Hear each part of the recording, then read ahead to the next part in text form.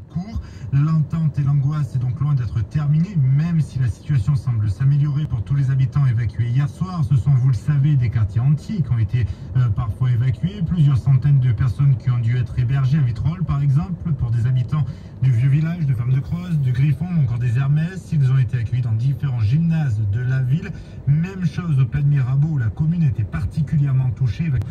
Certains habitants peuvent commencer à rentrer chez eux. Le retour des personnes donc à leur domicile à Vitrolles, en tout cas, est autorisé depuis tout à l'heure. Les gymnases Pio et Léo Lagrange restent ouverts en cas de besoin dans la journée.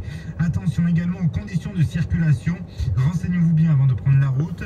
L'A7 entre Septem-les-Vallons et Vitrolles est toujours fermée. Attention, c'est dans le sens direction la ligne route Maritima. Infos, la D544 serait encore fermée. Des appels également pour nous signaler que la route du Delà entre Istres et Saint-Chamin est également coupée.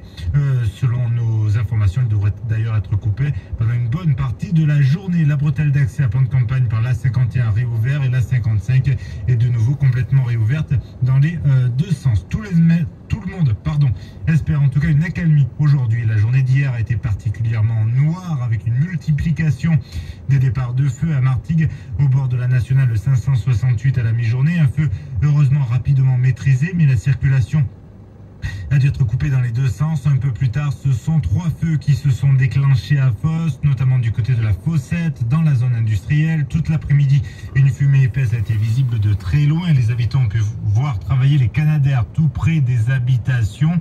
Les sites industriels ont dû appliquer les plans d'opération interne pour évacuer ou mettre en sécurité leur personnel. C'était le cas notamment à ArcelorMittal. Au total, ce sont plus de 800 hectares qui sont partis en fumée sur l'ensemble de la zone industrialo-portuaire, selon le dernier chiffre publié par la préfecture. Et attention, les opérations sur place continuent avec certains feux maîtrisés, mais qui continuent de brûler. Ce matin, incendie également à Istres à partir de 18 h hier à la sortie de la ville, côté route du Delà, entre les étangs de Berre et de l'Olivier. Là aussi, un feu important. 250 personnes logées au camping ont dû être évacuées, hébergées vers le gymnase de Donadieu.